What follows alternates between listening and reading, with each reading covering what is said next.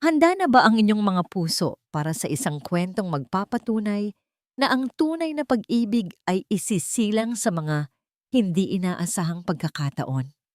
Halina't pakinggan natin ang isang salaysay na susubok sa ating pananaw tungkol sa katayuan sa buhay at sa kapangyarihan ng isang busilak na puso. Sabi nila, may mga sandaling kayang baguhin ang takbo ng ating buong buhay. Isang desisyon, isang pagkilos, isang saglit ng katapangan. Paano kung ang isang iglap na yon ay maging susi para buksan ang pinto ng isang mundo na hindi mo inaakalang para sa'yo? Isang mundong puno ng panganib, lihim, at isang pag-ibig na wawasak sa lahat ng hadlang. Ang sahig na marmol ng Hacienda de la Esperanza ay malamig sa ilalim ng mga tuhod ni Hiraya Dalisay. Kumikinang ito, sa bawat pagpunas niya ng basahan, sumasalamin sa kanyang anino. Isang aninong tila bahagi na ng muebles, isang aninong hindi napapansin. Sa loob ng 6 na buwan, ito na ang kanyang mundo. Ang amoy ng floor wax, ang bigat ng katahimikan sa loob ng mansyon, at ang paulit-ulit na bulong sa kanyang isipan na isa lamang siyang hamak na katulong. Isang tagalinis, iyon lang siya sa paningin ng mga Elizalde. Taga-alis ng dumi, tagapanatili ng kintab ng isang buhay na hindi kailanman magiging sa kanya. Mula sa malaking bintanang salamin, tanaw niya ang malawak na hardin. Perpekto ang pagkakatabas ng mga halaman, parang sinukat. Maging ang kalikasan dito ay kailangang sumunod sa kagustuhan ng mga may-ari. Napabuntong hininga siya, kasabay ng pagtigil sa pagkayod. Naalala na naman niya ang kanyang lola sa baryo Mahinahon. Ang kanilang maliit na hardin doon, maguluman, ay puno ng buhay at puno ng mga halamang gamot na itinuro sa kanya. Bawat dahon, hiraya, ay may dalang lunas o lason. Nasa tamang kaalaman ang kaligtasan, ang laging paalala nito. Isang matamis na halakhak ang pumunit sa katahimikan. Napangiti si Hiraya. Iyon ang tunog na pinakagusto niya sa buong mansyon. Ang halakhak ni Senyorito Sinag, ang nag-iisang anak ng kanyang amo, si Donna Mihan Elizalde. Ang munting anghel na nagsisilbing araw sa malamig na tahanang iyon. Nasa hardin ng bata, naglalaro, kasama ang pinsan ng kanyang ama, si Senyorita Luningning Castillo. Maganda si Luningning, laging nakabihis na tila may dadaluhang pagdiriwang, ngunit may lamig sa mga mata nito na hindi nababagay sa matatamis nitong nangiti. Ipinagpatuloy ni Hiraya ang kanyang ginagawa. Pilit iwinawaksi ang lungkot. Kailangan niya ang trabahong ito para sa kanyang lola, para sa kanilang munting pangarap. Bigla, isang nakakabinging sigaw ang umalingaw-ngaw mula sa hardin. Hindi yun sigaw ng kagalakan. Yun ay sigaw ng purong takot. Tulong! Diyos ko, tulong! Binitiwan ni Hiraya ang basahan. Sa isang iglap, nawala ang pagod sa kanyang katawan, napalitan ng kaba. Tumakbo siya palabas, hindi alintana ang sigaw ng mayordoma na huwag siyang makialam. Sinunod niya ang kanyang puso. Ang kanyang mga paang tila may sariling isip. Ang tanawing bumungad sa kanya ay isang bangungot. Si Luningning ay histerikal na nakaluhod sa damuhan, nanginginig habang hawak ang telepono. Sa tabi niya, sa ibabaw ng mamahaling picnic blanket, ay ang maliit na katawan ni Sinag. Nangingisay ito at may puting bula na lumalabas sa munti nitong bibig. Ang mga mata ng bata ay paikot-ikot at ang balat ay namumutla. Senyorita, anong nangyari? Sigaw ni Hiraya. Hindi ko alam. Hindi ko alam. Bigla na lang siyang ganito.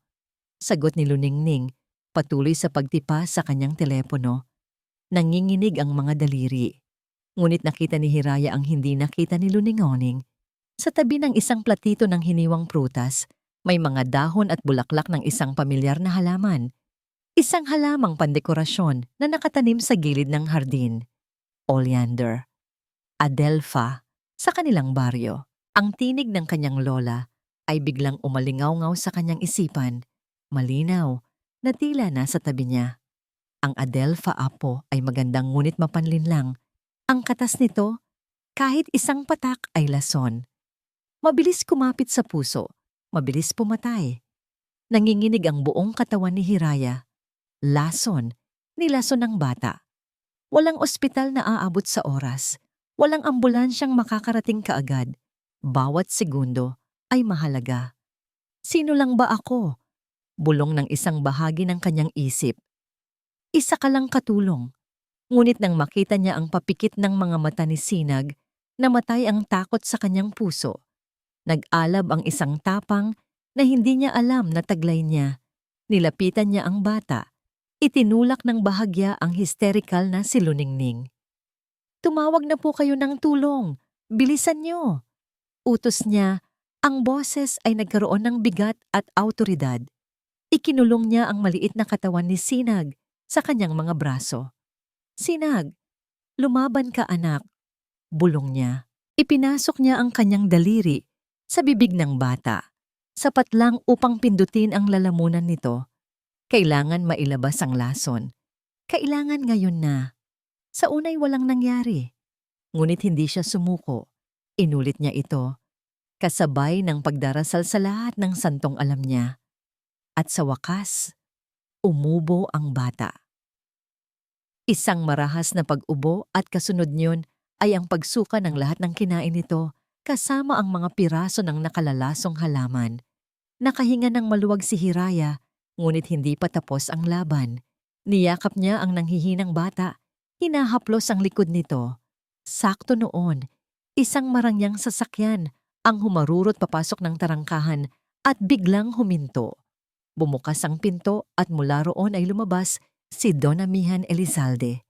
Ang kanyang muka, na karaniwang malamig at walang emosyon, ay nagliliyab sa takot at galit. Nakita niya ang eksena. Si Luningning na umiiyak sa isang tabi at ang kanyang anak, maputla at halos walang malay, sa bisig ng isang babaeng nakasuot ng uniforme ng katulong. Sa bisig ni Hiraya, naglakad si Amihan papalapit. Bawat hakbang ay mabigat. Ang kanyang mga mata, na kulay ng papalubog na bagyo, ay hindi tumitingin kay Luningning. Ang mga yon ay nakatuon, na tila mga punyal, diretso kay Hiraya. Huminto siya sa mismong harapan niya. Ang kanyang anino ay bumalot sa kanilang dalawa. Naramdaman ni Hiraya ang panginginig sa kanyang mga buto, hindi dahil sa takot para sa sarili, kundi dahil sa autoridad at panganib na nagmumula sa lalaki. Yumuko si Amihan, tinitigan ang mukha ng kanyang anak, bago muling itinoon ang tingin kay Hiraya. May pagtataka, pagkalito, at higit sa lahat, matinding pagdududa sa kanyang mga mata. Malamig, na tila yelo, ang bawat salitang lumabas sa bibig nito. Anong ginawa mo sa anak ko? Ang bawat sulok ng pribadong silid sa ospital ay amoy antiseptiko. Para kay Amihan Elizalde, iyon ang amoy ng takot. Ito ang amoy na bumalot sa huling mga araw ng kanyang asawa. At ngayon, ito ang amoy na muling kumukulong sa kanyang sikmura habang pinagmamasdan ang kanyang anak. Maputla si Sinag sa ilalim ng puting kumot, may dextrose na nakakabit sa munting kamay. Ngunit humihinga siya ng malalim at payapa. Buhay siya. Ang paulit-ulit na, ritmikong tunog ng makinang sumusubaybay sa tibok ng puso ni Sinag ang tanging musika sa pandinig ni Amihan. Isang kantang nagsasabing hindi pa huli ang lahat. Napakaswerte ng anak ninyo, Mr. Elizalde, sabi ng doktor kanina habang tinitingnan ang resulta ng mga laboratory test. Kung hindi naagapan at naipasuka kaagad ang lason, we would be telling a different story right now. Whoever did that first aid saved your son's life. Walang duda. Ang mga salitang iyon ay umaling-ungaw sa isip ni Amihan. Whoever did that? Ang babae, ang tagalinis. Hiraya Dalisay. Naalala niya ang itsura nito sa hardin. Nakaluhod sa damo, yakap-yakap ang kanyang anak, walang bakas ng pag-aalinlangan sa mukha. Tanging determinasyon, habang ang sarili niyang pinsan, si Luningning, ay walang nagawa, kundi ang umiyak at magpapanik. Isang bahagi niya ay nagpapasalamat, isang pasasalamat na napakalalim, na tila isang utang na loob na hindi mababayaran ng pera. Ngunit ang mas malaking bahagi niya, ang bahaging hinubog ng pagkawala at pagdududa, ay hindi mapakali. Paano nalaman ng isang simpleng tagalinis ang tungkol sa lason ng Adelpha? Bakit siya, sa lahat ng tao sa mansyon, ang tanging nakakilos ng tama? Ang mga tanong ay parang mga anay na kumakain sa kanyang isipan. Hindi siya naniniwala sa pagkakataon. Sa mundong ginagalawan niya, lahat ay may dahilan. Dinukot niya ang kanyang telepono at tinawagan ang kanyang pinagkakatiwalaang assistant. "Marco," sabi niya, ang boses ay mababa at walang emosyon. "May ipapagawa ako sa'yo." Her name is Hiraya Dalisay, isa sa mga tagalinis sa hasyenda. "I want you to find out everything about her. Pamilya, pinanggalingan, kung may utang, kung may kaaway, lahat. I want the report on my desk in 2 hours. Ibinaba niya ang tawag. Kailangan niyang malaman. Sa sitwasyong ito, ang pagtitiwala ay isang karangyaan na hindi niya kayang bayaran. Minsan na siyang nabigo. Pinanood niya ang dahan-dahang paghina ng kanyang asawa. Inakalang isang bihirang sakit ang dumapo dito. Walang kamalay-malay na baka may ibang dahilan. Hindi na niya hahayaang maulit iyon. Poprotektahan niya si Sinag kahit anong mangyari. Maya-maya, isang mahinang katok sa pinto ang narinig niya. Pumasok si Luningning. Magulo ang buhok nito at mugto ang mga mata. Isang itsurang hindi kailanman nakita ni Amihan sa kanyang pinsan na laging pulido. "Mihan," humikbi ito. "Kumusta na si Sinag? Kasalanan ko to. Kasalanan ko ang lahat. Kung mas binantayan ko lang sana siya." Automatikong lumapit si Amihan at hinawakan ito sa balikat.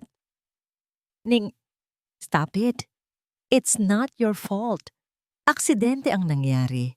Ngunit habang sinasabi niya ang mga salitang iyon, isang malamig na tinig ang bumulong sa kanyang isipan.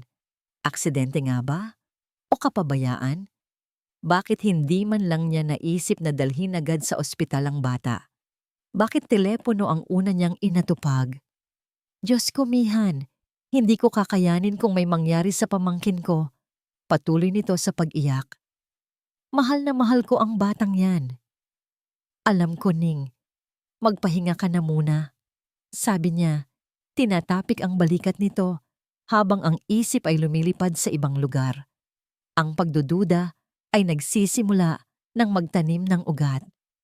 Pagkaalis ni Luningning at matapos matanggap ang paunang ulat mula kay Marco, isang ulat na nagsasabing si Hiraya Dalisay ay may malinis na talaan, isang ulirang anak, at apo mula sa isang malayong probinsya, nagdesisyon si Amihan, isang desisyon na tila kabaliwan.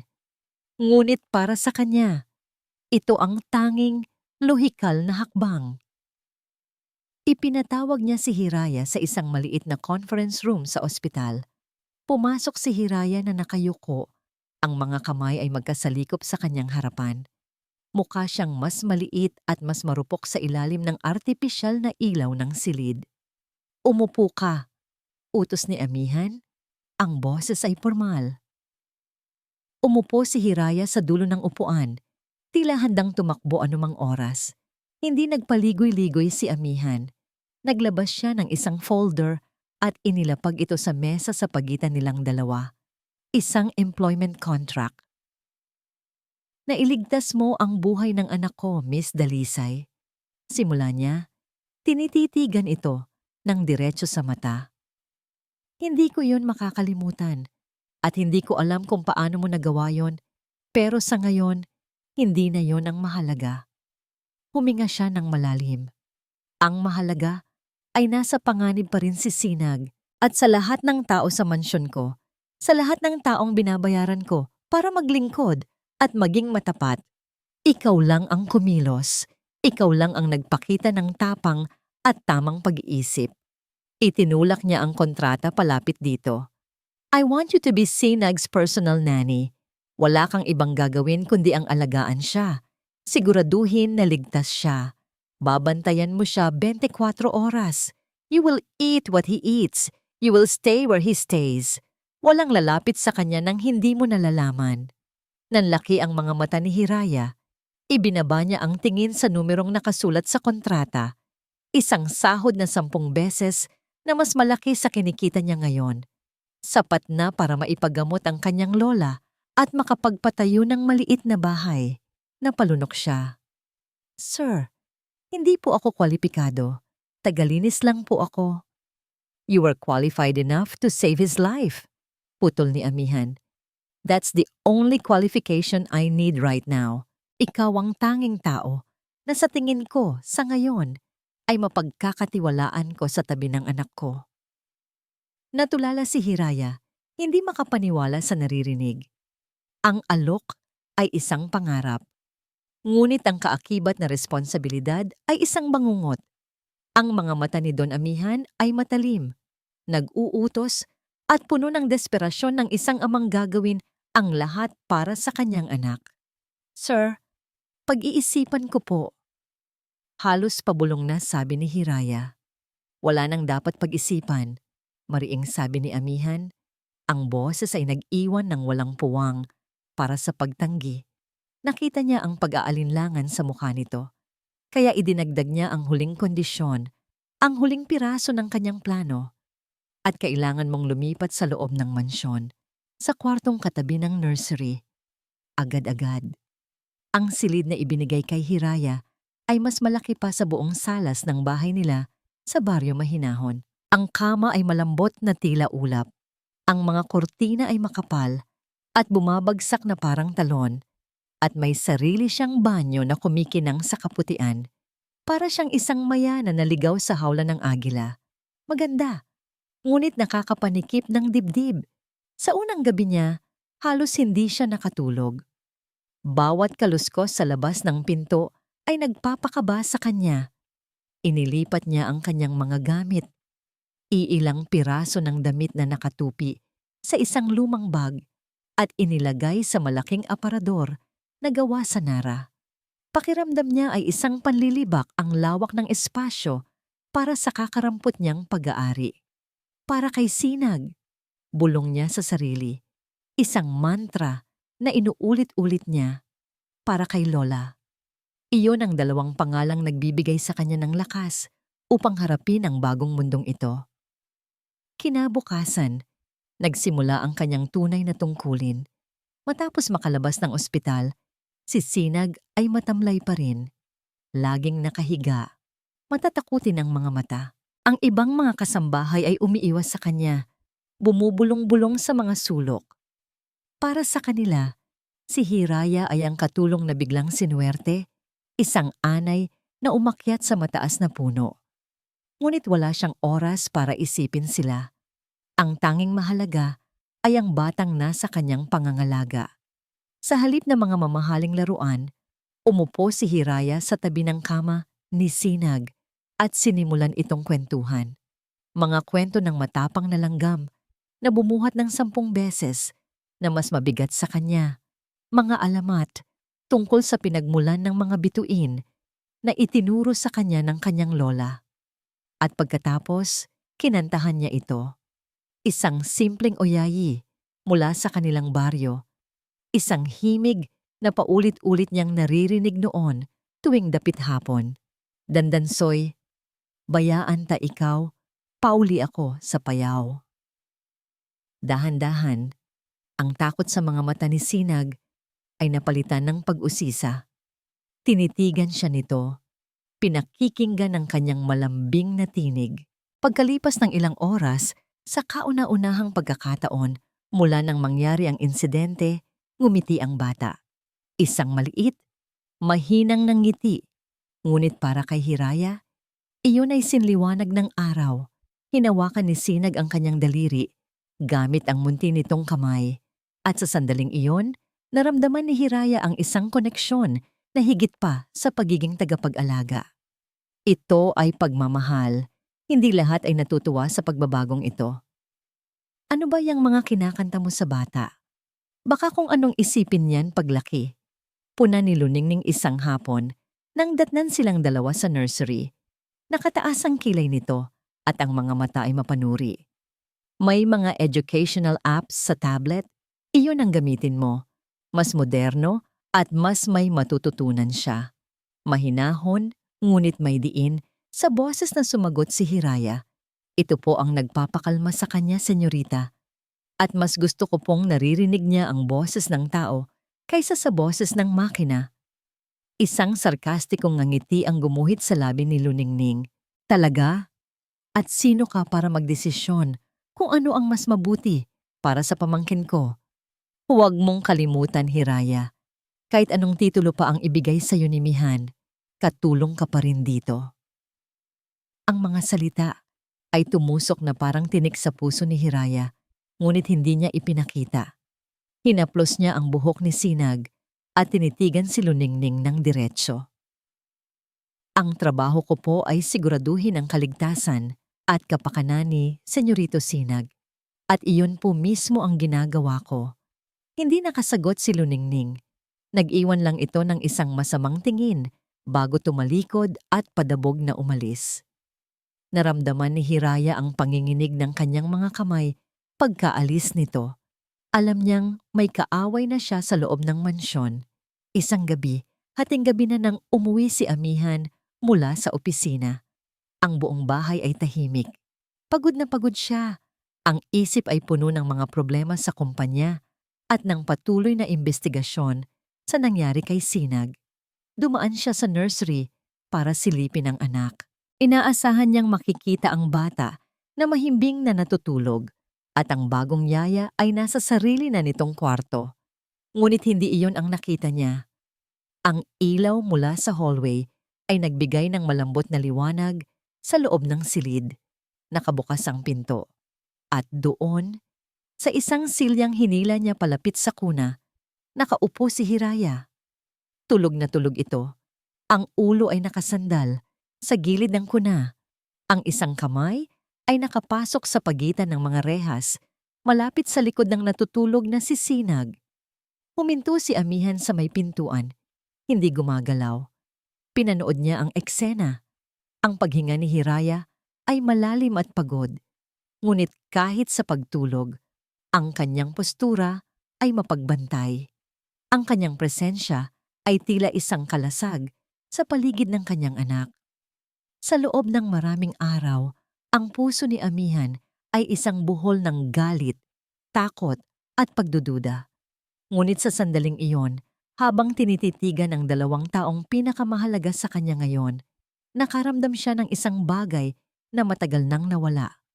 Kapayapaan, isang maliit, mainit na agos ng kapayapaan sa gitna ng bagyo ng kanyang buhay. Nakita niya ang dedikasyon na hindi mabibili ng kahit anong sahod. Ito ay isang bagay na kusang loob na ibinibigay, isang bagay na totoo. Dahan-dahan, pumasok siya sa silid, maingat na huwag lumikha ng anumang ingay. Kumuha siya ng isang maliit na kumot mula sa sofa at maingat na ibinalot sa mga balikat ni Hiraya. Hindi siya nito naramdaman. Nanatili siyang tulog, isang tapat na bantay sa kanyang munting anghel. Pinagmasdan niya ito ng ilang saglit pa, isang larawang hindi niya inaasahang makikita sa loob ng kanyang tahanan, isang larawan ng dalisay na pagmamalasakit. Pagkatapos, walang imik siyang tumalikod at naglakad palabas. Isinasara ng bahagya ang pinto. Dala-dala ang isang kakaibang init sa kanyang dibdib na hindi niya naramdaman sa loob ng mahabang panahon. Madaling araw na nang magising si Hiraya sa sikat ng araw na tumatama sa kanyang mukha. Naninigas ang kanyang leeg at likod. Napabalikwas siya ng bangon, ang puso'y biglang kumabog. Nakatulog ako. Mahinang usal niya sa sarili, puno ng pagkataranta. Agad niyang tiningnan si Sinag. Mahimbing pa rin itong natutulog. Payapa ang paghinga. Nakahinga siya ng maluwag. Nang siya'y tatayo na, isang bagay ang pumigil sa kanya. Isang kumot na nakabalot sa kanyang mga balikat. Hindi ito sa kanya. Napakalambot ng tela, kulay abo, at amoy mamahaling pabango. Ang pamilyar na amoy ni Don Amihan. Biglang uminit ang kanyang mga pisngi. Siya ba ang naglagay nito? Ang isiping iyon ay nagdulot ng kakaibang kiliti at hiya sa kanyang puso. Mabilis niyang tiniklop ang kumot at maingat na inilagay sa sofa. Nag-inat siya para mawala ang paninigas ng katawan. At habang ginagawa ito, napansin niya ang isang bagay na maliit ngunit hindi tama. Ang sulok ng makapal na alpombra, malapit sa bintana, ay bahagyang nakatiklop. Tila may nag-angat nito nang nagmamadali. Dahil sa kanyang dating trabaho bilang tagalinis, ang mga ganitong detalye ay hindi niya mapapalampas. Lumuhod siya para ayusin ito. Ngunit sa paghawi niya sa alpombra, may naramdaman siyang umbok sa ilalim. Isang maliit na bagay. Puno ng kuryosidad, sinilip niya ito. Nandoon, nakatago, ay isang maliit at malinaw na pakete ng plastik. Kinuha niya ito gamit ang nanginginig na kamay. Sa loob, mayroong pinong puting pulbos. Hindi ito alikabok. Hindi ito dumi. Malinaw na sinadyang itago. Nanlamig ang buo niyang katawan at nanuyo ang kanyang lalamunan. Ang panganib ay hindi kailanman umalis. Ang panganib ay hindi nasa labas ng mansyon. Narito lang pala ito. Sa loob mismo ng silid ni Sinag. Ang nanginginig na kamay ni Hiraya ang nag-abot kay Amihan ng maliit na pakete ng pulbos. Ang katahimikan sa kanyang malawak na opisina ay nabasag lamang ng mahihinang hikbi ng dalaga at ng malakas na pagpintig ng sentido ni Amihan. Kinuha niya ang ebidensya. Ang plastik ay malamig sa kanyang palad, ngunit ang laman nito ay nag-aalab na parang apoy sa kanyang isipan. Hindi na ito pagdududa. Ito ay katotohanan. Isang katotohanang gumigising sa lahat ng demonyo sa kanyang kalooban. May isang ahas sa loob ng kanyang paraiso at dahan-dahan itong tinutuklaw ang lahat ng mahalaga sa kanya. "Marco," sabi niya sa telepono. Ang boses ay kalmado, ngunit may nakatagong bagsik. "Magpadala ka ng tao. Ngayon din, may ipapasuri ako at gusto ko ang resulta sa lalong madaling panahon." Hindi na niya kailangang magpaliwanag. Isang oras lang ang lumipas, dumating ang resulta sa pamamagitan ng isang encrypted email. Binuksan ito ni Amihan. Ang mga mata ay mabilis na tumakbo sa mga teknikal na salita hanggang sa matagpuan niya ang konklusyon. Highly concentrated pesticide, odorless, tasteless, fatal in small, repeated doses. Napapikit si Amihan. Ang hangin ay tila naubos sa silid. Fatal, nakamamatay. Ang salitang yon ay isang matalim na patalim na bumaon ng malalim, hindi sa kanyang laman, kundi sa kanyang mga alaala. Automatikong napalingon ang kanyang mga mata sa isang larawan sa ibabaw ng kanyang mesa. Ang nakangiting mukha ng kanyang yumaong asawa, si Clarice. Puno ng buhay, puno ng sigla. Ganyan niya ito naaalala noong una. Ngunit ang lason sa kanyang kamay ay naghukay ng ibang mga alaala. Mga alaalang pilit na niyang ibinaon sa limot. Ang huling mga buwan ni Clarice, ang biglaang panghihina nito, ang madalas na pagkahilo, ang pagkaubos ng kulay sa kanyang mga pisngi.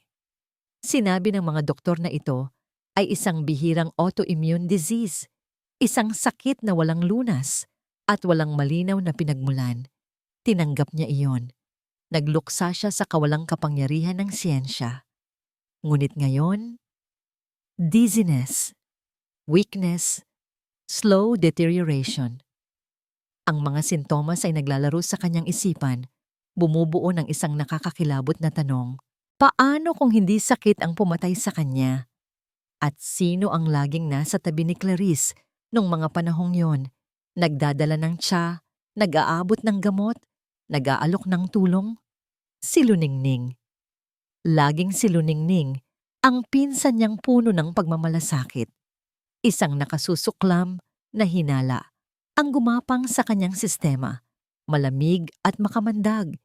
Ipinatawag niya si Luningning sa kanyang opisina.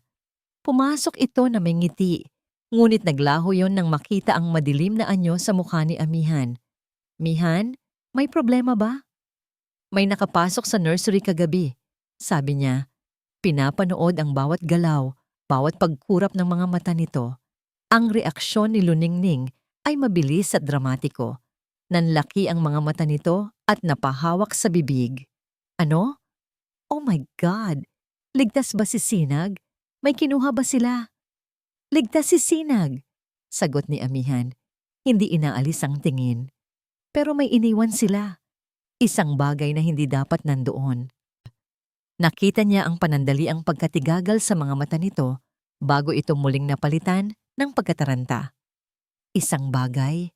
Ano ang ibig mong sabihin? "Mihan, pinapakaba mo ako. Kailangan nating doblehin ang seguridad. Paano kung bumalik sila?" Ang kanyang pag-arte ay perpekto. Masyadong perpekto. Walang bahid ng kasalanan. Tanging pag-aalala ng isang biktima.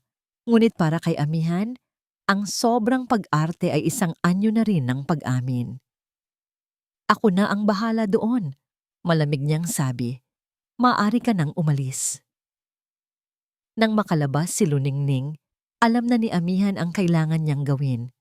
Ang kalaban ay matalino at mapagpanggap. Hindi niya ito masusuugpo sa pamamagitan lamang ng mga gwardiya. Kailangan niya ng isang taong nasa loob, isang taong hindi aalis sa tabi ni Sinag, isang taong napatunayan na ang katapatan. Si Hiraya. Ngunit si Hiraya ay mahina sa mata ng batas at ng lipunan. Isa lamang siyang yaya. Madaling tanggalin, madaling pagbintangan, madaling saktan. Kailangan niya itong bigyan ng kapangyarihan. Kailangan niya itong bigyan ng proteksyon. Kailangan niya itong gawing kapantay. Pinindot niya ang intercom. "Papuntahin mo si Miss Dalisay sa opisina ko. Ngayon na." Pagpasok ni Hiraya, ang mga mata nito ay puno pa rin ng takot mula sa natuklasan kaninang umaga. Tumayo si Amihan, hindi sa likod ng kanyang mesa, kundi sa harap nito upang maging mas malapit sila. Ngunit ang distansya sa pagitan nila ay hindi lang pisikal, kundi ang distansya ng kanilang mga mundo. "Hiraya," sabi niya, ginagamit ang kanyang unang pangalan sa unang pagkakataon. Ang pulbos na yon ay lason. Alam na nating pareho na ang taong nasa likod nito ay nasa loob ng bahay na ito. Napasinghap si Hiraya at ang kulay ay lalong nawala sa kanyang mukha. "Kailangan ko ang tulong mo," pagpapatuloy ni Amihan. "Higit pa sa pagiging yaya, kailangan kong siguraduhin na mananatili ka sa tabi ni Sinag, na mayroon kang awtoridad, na utusan ang bawat isa sa bahay na ito, at na walang sino mang makakanti sa'yo." Huminga siya ng malalim. Inihahanda ang sarili para sa kabaliwang sasabihin. Hindi siya nag-abot ng singsing. Nag-abot siya ng isang folder na naglalaman ng isang dokumento, isang kontrata. May isang paraan lang para magawa iyon. Isang paraan para bigyan ka ng legal na proteksyon at kapangyarihan. Ibinuka niya ang kontrata sa ibabaw ng mesa, isang kasunduan sa kasal. "I am proposing a marriage of convenience. Pakakasalan mo ako sa papel." Ang mga salita ay bumitaw sa hangin, mabigat at hindi kapani-paniwala. Tinitigan ni Hiraya ang dokumento, pagkatapos ay tumingin sa mukha ni Amihan. Ang kanyang mga mata ay nagpapakita ng isang bagyo ng mga emosyon, pagkalito, pagkabigla, at purong kawalan ng paniniwala. Umiling siya, isang maliit, nanginginig na pag-iling. Ang kanyang mga labi ay bahagyang bumuka. At isang halos hindi marinig na tanong ang lumabas mula sa mga ito. Isang tanong na sumasalamin sa kabaluan ng sitwasyon. "Kasal. Sir, nababaliw na po ba kayo?" Sa huli, dalawang bagay lang ang nasa isip ni Hiraya nang ibulong niya ang salitang opo. Ang mukha ni Sinag na payapang natutulog at ang imahe ng lason na nakatago sa ilalim ng alpombra. Wala siyang pagpipilian. Ang kanyang oo ay hindi para sa lalaking nasa harapan niya, kundi para sa batang napamahal na sa kanya na parang tunay na anak. Ang kasal ay ginanap hindi sa isang simbahan na may mga bulaklak at musika, kundi sa isang malamig at tahimik na opisina ng isang abogado sa Makati. Ang mga saksi ay ang abogado mismo at ang assistant ni amihan na si Marco. Walang puting bestida, walang belo. Nakasuot lamang si Hiraya ng simpleng bestidang ipinahiram sa kanya, habang si amihan ay naka-business suit, tila galing lang sa isang board meeting. Ang pinakamabigat na sandali ay nang iabot sa kanya ang pluma para pirmahan ang kanilang marriage contract. Nanginginig ang kanyang kamay habang isinusulat ang pangalan niya, Hiraya Dalisay, sa tabi ng pangalan na napakalayo sa kanyang mundo. Amihan Elizalde. Isang pirma lang at ang kanyang buhay ay biglang naitali sa isa sa pinakamakapangyarihang pamilya sa bansa. Pagkatapos ng pirmahan, walang halik, walang yakap. Isang formal na pakikipagkamay lang ang naganap na tila isinasara ang isang business deal. At sa isang iglap, siya na si Ginang Elizalde, isang titulo na kasing bigat ng kadena sa kanyang mga paa. Ang unang pagsubok ay dumating ng gabing iyon. Inihatid siya ng isang katulong hindi sa kanyang dating silid, kundi sa master's bedroom, ang teritoryo ni Don Amihan. Ang lawak niyon ay nakakalula. May sarili itong sala, walk-in closet na mas malaki pa sa kanyang silid sa baryo Mahinahon at isang balkonahing tanaw ang buong hasyenda. Nakatayo lang siya sa gitna, hindi alam kung saan uupo o ano ang gagawin. Nang pumasok si Amihan, isang hindi komportableng katahimikan ang namagitan sa kanila. Pareho silang umiiwas ng tingin. Ito ang kanilang wedding night, ngunit ang hangin ay puno ng hiya at pagkailang. "Doon ka na sa kama," sabi ni Amihan. Ang boses ay magaspang habang kinukuha ang isang unan at kumot mula sa aparador. "Ako na dito sa sofa." "Naku sir, wag po," mabilis na sagot ni Hiraya. "Ako na lang po sa sofa. Kamanyo po yan." Isang matalim na tingin ang ipinukol nito sa kanya. "I am not going to let my wife sleep on the sofa. Just do as I say." Ang pagbigkas niya sa salitang asawa ay pilit, tila isang salitang banyaga sa kanyang dila. Walang nagawa si Hiraya kundi sumunod. Humiga siya sa malaking kama, naninigas ang katawan, habang naririnig niya ang pag-aayos ni Amihan sa sofa sa kabilang dulo ng silid. Ang distansya sa pagitan nila ay hindi lang ilang metro. Ito ay isang bangin ng magkaibang mundo. Ipinikit niya ang kanyang mga mata at pilit na natulog. Iniisip kung anong klaseng buhay ang pinasok niya. Kinabukasan, nagsimula ang kanilang pag-arte. Habang nag-aalmusal sila, kasama si Sinag na masayang nakaupo sa high chair sa pagitan nila, dumating si Luningning, sariwa at maganda gaya ng dati. "Good morning!" Masayang bati nito, ngunit natigilan nang makita si Hiraya na nakaupo sa silyang karaniwang para sa may bahay ng mansyon. "Hiraya, anong ginagawa mo dyan? Di ba dapat binabantayan mo si Sinag sa nursery?" Bago pa man makasagot si Hiraya, nagsalita si Amihan, kalmado at direkta. "Ning, from now on, Hiraya will be joining us for meals. She's no longer just Sinag's nanny." Napakunot ang noo ni Luningning. "What do you mean?" Tumingin si Amihan kay Hiraya, isang tingin na nagsasabing, "Sabayan mo ako." Pagkatapos ay ibinalik niya ang tingin sa kanyang pinsan. "Pinakasalan ko siya kahapon. Hiraya is now my wife." Nalaglag ang panga ni Luningning. Ang mga mata nito ay nanlaki. Lumilipat-lipat ang tingin mula kay Amihan patungo kay Hiraya na halos mabilaukan sa kanyang kinakain. "Ano? Nababaliw ka na ba, Mihan? Isang katulong? Pinakasalan mo ang isang katulong?" "Watch your words, Luningning," matigas na babala ni Amihan. "She is Mrs. Elizalde now, at iyon ang dapat mong itawag sa kanya." Ang pagkasuklam sa mukha ni Luningning ay hindi maitago. Tiningnan nito si Hiraya mula ulo hanggang paa na para bang isa itong maruming insekto. Ngunit wala itong nagawa, kundi ang tumahimik at umupo. Ang buong almusal ay nabalot ng tensyon na kayang hiwain ng kutsilyo. Si Hiraya naman ay nagnanais na sana'y lamunin na lang siya ng lupa. Nang hapong iyon, habang naghahanda siya ng prutas para kay Sinag sa kusina, nagkamali ang hiwa niya at nasugatan ang kanyang daliri. Aray! Mahinang daing niya. Sakto namang pumasok si Amihan sa kusina para kumuha ng tubig. Nakita niya ang dugo na tumutulo mula sa daliri ni Hiraya. Bago pa man siya makahanap ng band-aid, lumapit ito. "Akin na!" sabi nito sa paraang hindi utos, kundi malumanay na pakiusap. Nag-aalangan man ay iniabot ni Hiraya ang kanyang kamay. Hinawakan ni Amihan ang kanyang kamay. Ang magaspang niyang palad na sanay sa pagkayod ay nasa loob ng malaki at mainit nitong palad. Kumuha ito ng first aid kit at sa paraang maingat at hindi niya inaasahan, nilinisan nito ang sugat at nilagyan ng band-aid.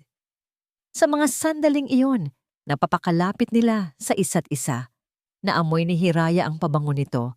Nakikita niya ang pagkunot ng noo nito habang nakatuon sa paggamot sa kanya. Isang kakaibang kaba ang dumaloy sa kanyang dibdib. Isang kilig na hindi niya dapat maramdaman. Ramdam niya ang pagbilis ng tibok ng kanyang puso. Nang matapos ito, nagtama ang kanilang mga mata. Isang segundo lang iyon, ngunit tila isang oras. Nakita niya ang isang bagay sa mga mata ni Amihan. Isang bagay na hindi lamig o awtoridad. Pagkalito, marahil. Agad itong bumitaw at bahagyang lumayo. Tila napaso. "Mag-iingat ka sa susunod," sabi lang nito bago kumuha ng tubig at mabilis na umalis. Naiwan si Hiraya na nakatayo. Hawak ang kanyang daliring may band-aid at ang puso ay nagwawala. Kinagabihan, habang pinapatulog niya si Sinag, tumunog ang kanyang telepono. Isang hindi rehistradong numero. Sinagot niya ito. Ang boses sa kabilang linya ay ang kanilang kapitbahay sa baryo Mahinahon. "Hija, si Aling Nena ito," sabi ng matanda. Ang boses ay puno ng pag-aalala. "Kailangan mong umuwi. Ang lola mo. Isinugod namin sa klinika. Hirap na hirap huminga at nanghihina. Kanina pa hinahanap ang pangalan mo." Ang mga salita ay parang mga dagitab na gumapang sa buong sistema ni Hiraya. Nabitawan niya ang telepono, ang kanyang lola, ang kanyang nag-iisang pamilya, ang kanyang lakas. Tumakbo siya palabas ng nursery, hindi alintana ang kanyang itsura, at sinalubong si Amihan na papasok pa lang sa kanilang silid. "Sir, Sir Amihan," humahagulgol niyang sabi. "Ang lola ko po, nasa ospital. Kailangan ko pong umuwi." Ang pagkataranta sa mukha ni Hiraya ay totoo at hindi maikakaila. Agad na lumambot ang ekspresyon ni Amihan. "Sige, ako na ang bahala. Ipapahanda ko ang sasakyan." Habang nasa biyahe sila, dahil nagpumilit itong sumama, tinanong siya nito kung ano ang mga sintomas. Inilarawan ni Hiraya ang lahat. Ang biglaang panghihina, ang pagkahilo, ang hirap sa paghinga na nagsimula ilang linggo na ang nakalipas na inakala lang nilang simpleng hika. Habang nagsasalita si Hiraya, napansin niyang unti-unting naninigas si Amihan sa kanyang tabi. Ang mga kamay nito ay mariing nakahawak sa manibela at ang kanyang mga mata ay nakatitig sa daan. Ngunit ang isip ay malinaw na nasa ibang lugar. Nang matapos si Hiraya sa pagsasalaysay, isang nakabibinging katahimikan ang namayani sa loob ng sasakyan. Pagkatapos ng ilang sandali, nagsalita si Amihan. Ang boses ay halos pabulong, nanlalamig at puno ng isang emosyon na hindi pa naririnig ni Hiraya mula sa kanya. Isang emosyon ng purong takot at dahan-dahang realisasyon. Hirap sa paghinga, panghihina, pagkahilo. Inulit niya ang mga salita na parang lason sa kanya niyang dila. Tumingin ito sa kanya At sa ilalim ng mga dumaraang ilaw sa kalsada, nakita ni Hiraya ang multo ng nakaraan sa mga mata nito. "Hiraya," sabi nito, "ang boses ay basag. Ang mga sintomas na yan, iyan, iyan mismo ang mga sintomas ng asawa ko bago siya namatay." Ang biyahe pabalik sa Hacienda de la Esperanza ay ang pinakamahaba at pinakatahimik na biyahe sa buong buhay ni Amihan. Ang mga salita ni Hiraya tungkol sa sintomas ng kanyang lola na kaparehong-kapareho ng mga huling araw ni Clarice ay hindi mga salita. Mga multo ito na sumasayaw sa kanyang isipan, bumubuo ng isang larawan ng kataksilan na napakasakit tingnan. Ang pagdududa na dati isang binhi lamang ay isa na ngayong dambuhalang puno na ang mga ugat ay sumasakal sa kanyang puso. Si Luningning, laging si Luningning, ang pinsan niyang laging nakangiti, laging handang tumulong, ang anino na laging nasa tabi ng liwanag, una kay Clarice, ngayon kay Sinag. Pagdating nila sa mansyon, ipinagbilin niya si Hiraya at Sinag sa pinakakatiwalaan niyang mga gwardiya na may mahigpit na utos na walang sino man, kahit pa siya, ang pwedeng pumasok sa nursery nang walang pahintulot ni Hiraya. Pagkatapos, nagkulong siya sa kanyang opisina. Tapos na ang panahon ng pag-aalinlangan. Panahon na para sa katotohanan. Ang unang tawag ay kay Marco. "Marco," sabi niya, "ang boses ay walang buhay. Malamig na tila yelo." Luningning Castillo. "I want her tailed 24/7. Gusto kong malaman kung saan siya nagpupunta, sino ang kinakausap niya, at lalo na, saan nanggagaling ang perang ginagastos niya. I want results yesterday." Hindi nagtagal ang mga resulta. Kinahapunan, isang sobre ang iniwan sa kanyang mesa. Sa loob, may mga litrato. Mga litratong kuha mula sa malayo, kung saan si Luningning ay nakikipagkita sa isang lalaking mukhang delikado sa isang madilim na eskinita. Ang lalaki ay nakilala ni Marco bilang si Dante Silang, isang kilalang loan shark na may koneksyon sa iba't ibang ilegal na gawain. Ang kasunod na report, si Luningning ay baon sa utang. Milyon-milyon. Isang motibo. Malinaw na motibo. Ngunit para kay Amihan, hindi sapat ang pera bilang dahilan. May mas malalim dito, mas personal. At alam niya kung saan hahanapin ang sagot. Kinagabihan, pinuntahan niya ang isang silid sa mansyon na matagal na niyang hindi pinapasok, ang dating personal na pag-aaral ni Clarice. Ang hangin sa loob ay amoy luma at alikabok, ngunit sa ilalim niyon, may naiwan pang bahagyang amoy ng pabango ng kanyang asawa. Isang amoy na tila kutsilyong humiwa sa kanyang puso. Pinuksan niya ang mga drawer ng antigong lamesa nito. At doon, sa ilalim ng mga nakatagong papeles, nakikita niya ang hinahanap niya. Ang leather-bound na journal ni Clarice. Naupo siya sa silya nito at nanginginig ang mga kamay na binuklat ang journal. Ang sulat kamay ni Clarice, pamilyar at minsan nang nagbigay aliw sa kanya, ay tila mga salitang isinulat ng isang multo. Ang mga unang pahina ay puno ng kaligayahan, ang kanilang mga pangarap, ang kanyang pagbubuntis, ang kagalakan sa pagdating ni Sinag. Napakabilis basahin ni Amihan, nilalaktawan ang masasayang araw na ngayon ay parang tinik na sa kanyang lalamunan. Hinanap niya ang mga huling entry at doon niya natagpuan. October 12.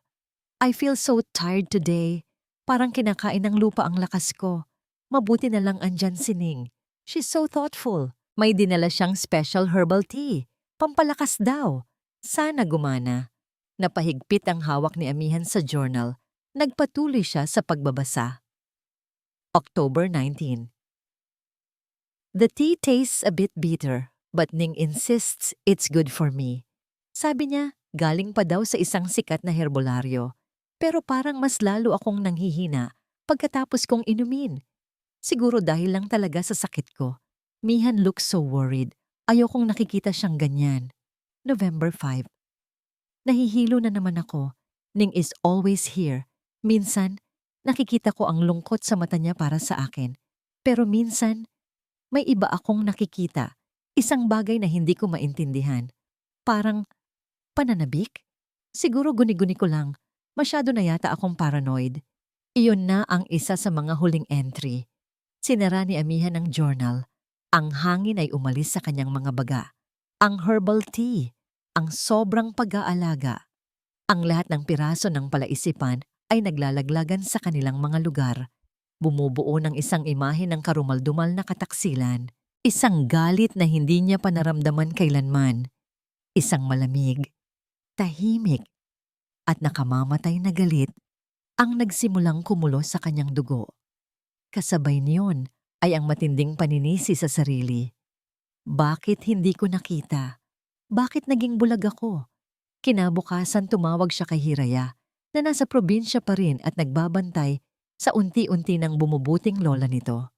Matapos kumustahin ang matanda, maingat siyang nagtanong, "Lola, maaari po ba kayong makausap sandali?" Nang nasa linya na ang lola ni Hiraya, nagtanong si Amihan sa paraang tila nag-uusisa lang. "Lola, pasensya na po sa abala. Mayroon lang po akong katanungan. Kung ang isang tao po ay nakakaranas ng unti-unting panghihina na parang sakit na walang lunas, mayroon po bang halaman o gamot na kayang gawin iyon nang hindi halata?" Natahimik ang matanda sa kabilang linya. Pagkatapos ng ilang sandali, sumagot ito. Ang boses ay seryoso. "Mayroon iho, isang uri ng baging na ang ugat ay may taglay na lason na kayang pumatay ng dahan-dahan. Walang lasa, walang amoy kapag isinama sa inumin. Ang epekto nito ay parang isang misteryosong sakit na umuubos sa lakas ng isang tao. Isang masamang kaalaman na ginamit sa isang malaking eskandalo sa isang ospital noon, maraming taon na ang nakalipas." Tumango si Amihan kahit hindi siya nakikita. "Maraming salamat po, Lola. Iyon na ang huling kumpirmasyong kailangan niya. Ngayon, kailangan na lang niya ng hindi maikakailang ebidensya. Kailangan niyang mahuli ang ahas sa akto." Nagpatawag siya ng hapunan ng gabing iyon at tiningnan niya si Luningning na parang walang nangyari. Sa gitna ng kanilang pagkain, kaswal niyang ibinalita, "Kailangan ko palang lumipad pa Cebu bukas ng umaga. Isang emergency meeting sa board. Baka isang gabi ako doon." Nakita niya ang bahagyang kislap sa mga mata ni Luningning. "Ganon ba, Mihan? Sige, walang problema. Ako na ang bahala dito. Huwag kang mag-alala." Salamat, Ning," sabi ni Amihan. Isang pekeng na ngiti ang nasa kanyang labi. "Tulungan mo na lang si Hiraya na bantayan si Sinag habang wala ako." Ngunit hindi siya pupunta sa Cebu. Sa halip, nasa isang maliit at tagong security room siya sa kabilang dulo ng mansyon kasama si Marco.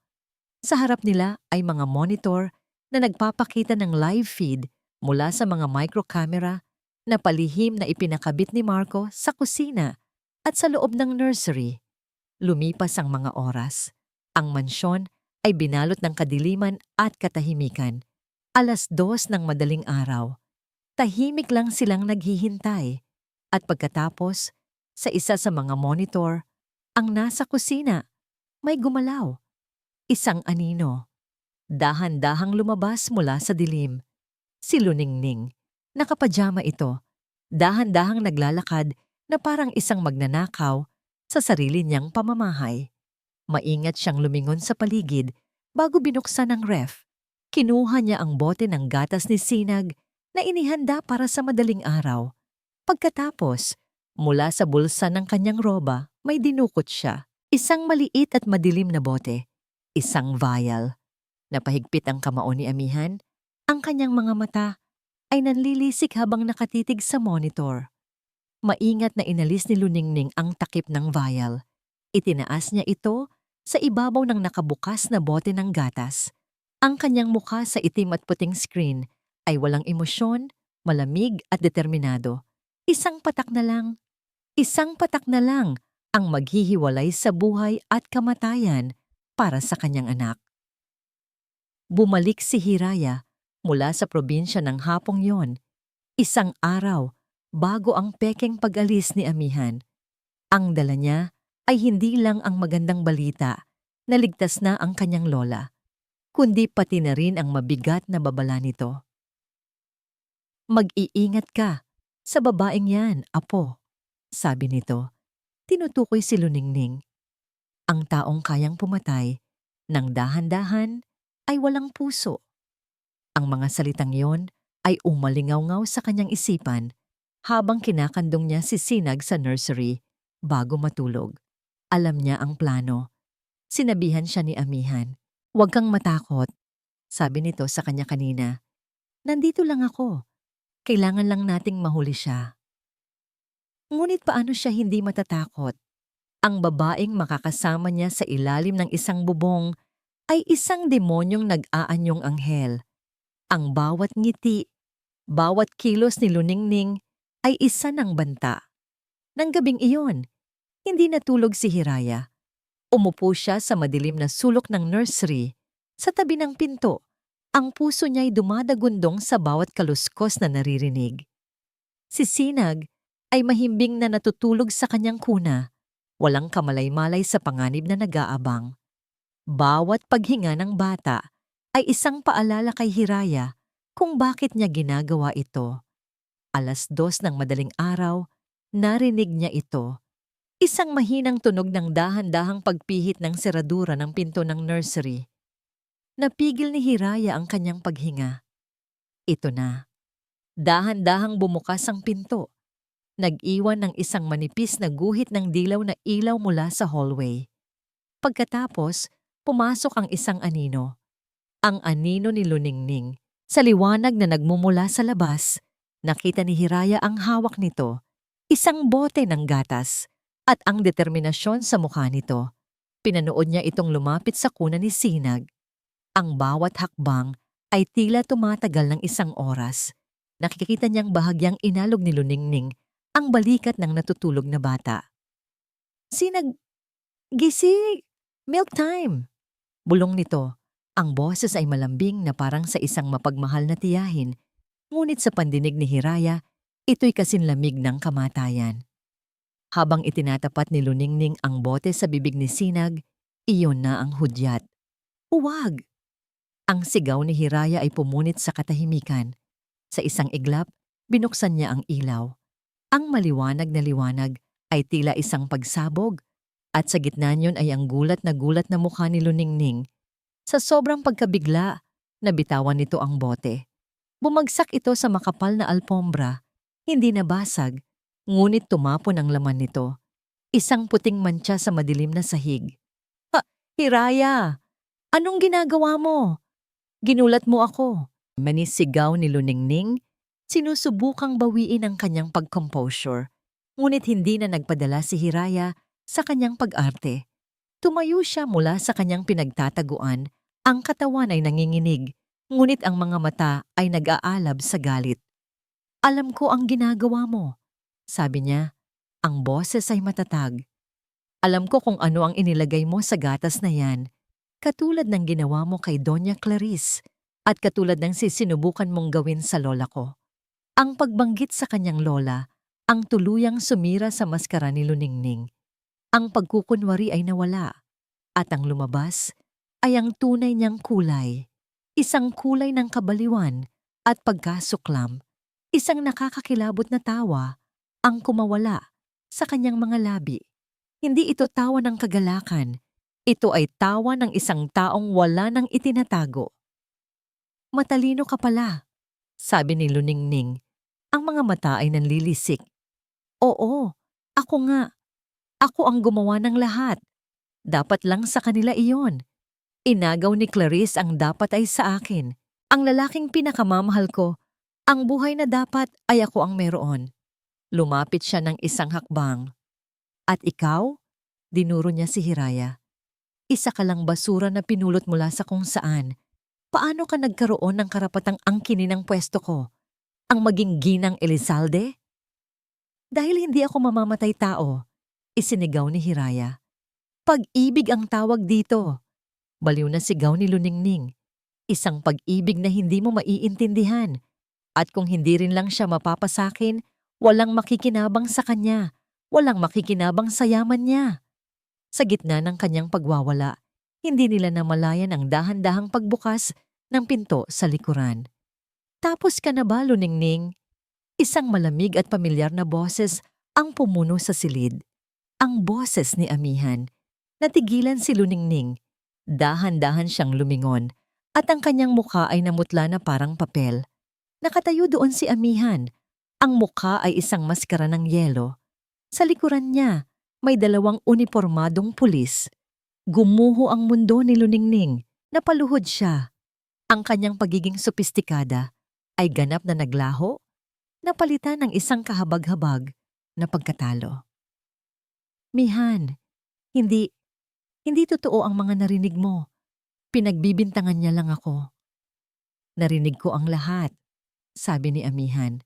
Bawat salita ay may bigat ng isang hatol. At nakita ko ang lahat. Huli ka na. Habang dinadampot siya ng mga pulis, nagpumiglas si Luningning. Ang kanyang mga mata ay puno ng luha at galit. Nakatuon hindi kay Amihan, kundi kay Hiraya. Sa kanyang huling sandali ng desperasyon, isinuka niya ang isang huling lason, isang sikretong iningatan niya na parang isang sandata. Hindi pa tayo tapos, Hiraya Dalisay. Sigaw niya, ang boses ay paos. Akala mo ba mananalo ka? Tanungin mo ang bago mong asawa. Tanungin mo kung ano ang ginawa ng mga Elizalde sa pamilya ko. At tanungin mo rin ang lola mo kung bakit napilitan siyang magtago sa probinsya. Ang ugat ng lahat ng ito ay ang kasalanan ng mga pamilya ninyo. Isang utang na hindi kailanman mababayaran. Bago pa man siya tuluyang mailabas, ang kanyang mga salita ay naiwang nakabitin sa hangin. Isang sumpa na tumama, hindi lang kay Amihan, kundi pati na rin kay Hiraya. Natulala si Hiraya. Ang apelyido niya, ang kanyang lola, ang pamilya Elizalde. Bigla, ang tagumpay na naramdaman niya ay napalitan ng isang nakakalamig na pagkalito. Tumingin siya kay Amihan, hindi na bilang isang tagapagligtas, kundi bilang isang estranghero na may itinatagong madilim na lihim. Ang kanyang mga mata ay puno ng isang tanong na walang salitang kayang bumigkas. Ang mga huling salita ni Luningning ay parang kamandag na naiwan sa hangin. Dahan-dahang gumagapang sa sistema ni Amihan. Kasalanan ng mga pamilya ninyo. Ang paratang ay malinaw at nakatutok ito hindi lang sa kanya, kundi sa legasiyang dala ng kanyang apelyido. Matapos ang kaguluhan, matapos ihatid ng mga pulis si Luningning, ang mansyon ay binalot ng isang kakaibang katahimikan. Ngunit para kay Amihan, ang katahimikang yon ay mas maingay pa sa anumang sigaw. Ipinagbilin niya si Sinag kay Hiraya, na nanatiling tahimik at tulala sa isang sulok, at nagkulong siya sa lumang aklatan ng kanyang ama. Isang lugar na bihira niyang pasukin. Isang lugar na amoy luma, nakatad at mga lihim. Alam niyang dito niya mahahanap ang kasagutan. Sa likod ng mga libro ng batas at ekonomiya, sa loob ng isang bakal na kabinet na laging nakakandado, naroon ang mga personal na papeles ng kanyang ama. Gamit ang isang lumang susi na sa kanya ipinagkatiwala bago ito mamatay, binuksan niya ang kabinet. Ang bumungad sa kanya ay mga folder na naninilaw na sa katagalan. Ang una niyang binuklat ay may etiketang Castillo Holdings. Sa loob, naroon ang lahat. Mga liham, mga ulat sa pananalapi, at mga kopya ng mga artikulo sa dyaryo. Binasa niya ang isang kwento ng agresibong pag-takeover sa negosyo, ng mga pautang na may napakataas na interes, at ng isang pamilyang unti-unting nawalan ng lahat, na nauwi sa pagkalugi at sa biglaang pagpanaw ng patriarch nito dahil sa atake sa puso na dulot ng stress at kahihiyan. Ang arkitekto ng lahat ng ito, ang kanyang ama, ang biktima, ang ama ni Luningning. Isang malamig na pakiramdam ang gumapang sa kanyang likod. Ang galit ni Luningning ay hindi lang dahil sa pag-ibig. Ito ay galit na isinilang mula sa abo ng kanilang nawasak na pamilya. Ngunit ang kasunod na folder ang tuluyang dumurog sa kanyang puso. Ang etiketa, St. Ignatius Medical Center, Internal Inquiry. Doon, sa mga luma at malutong na dokumento, nakasulat ang buong katotohanan. Isang kwento ng isang pasyenteng namatay dahil sa maling gamot. Isang batang nurse na itinurong may kasalanan, tinanggalan ng lisensya at siniraan ng buong pagkatao para pagtakpan ang kapabayaan ng isang doktor na malapit na kaibigan ng kanyang ama. Ang pangalan ng nurse ay nakasulat ng malinaw, Adelaida Dalisay, ang lola ni Hiraya. Nabitawan ni amihan ang mga papel. Kumalat ang mga ito sa sahig na parang mga tuyong dahon. Bawat isa ay isang testamento sa mga kasalanan ng kanyang ama. Ang Hacienda de la Esperanza, ang kanilang yaman, ang kanilang pangalan. Lahat ay itinayo sa pundasyon ng pagdurusa ng ibang tao. Ang pamilya ng babaeng nagligtas sa kanyang anak, ang pamilya ng babaeng pinakasalan niya para protektahan ito, ay isa sa mga unang biktima. Ang bigat ng katotohanan ay halos magpaguhos sa kanya. Naintindihan na niya ngayon ang lahat. Ito ang sumpa. Ito ang utang na sinisingil ng tadhana. Alam niyang wala siyang karapatang itago ito. Kinuha niya ang kanyang telepono. Ang mga daliri ay nanginginig. Isang tawag lang ang kailangan niyang gawin. Marahil ang pinakamahirap na tawag sa buong buhay niya. Sinagot ito ni Hiraya sa pangalawang ring. Hello? Ang boses nito ay pagod at mahina. Hiraya, simula ni amihan, ang sarili niyang boses ay basag. Kailangan mong malaman ang totoo. At doon, sa pamamagitan ng linya ng telepono, ikinuwento niya ang lahat. Ang tungkol sa mga Kastilyo. At ang mas masakit, ang tungkol kay Adelaida Dalisay. Walang siyang itinago. Bawat salita ay parang asido na sumusunog sa kanyang lalamunan. Sa kabilang linya, wala siyang narinig kundi katahimikan. Isang katahimikang mas masakit pa sa anumang sigaw. Nang matapos siya, isang mahinang hikbi ang narinig niya. At pagkatapos, ang boses ni Hiraya basag sa sakit at pagtataksil. Ang pamilya ninyo, sinira ninyo ang buhay ng lola ko.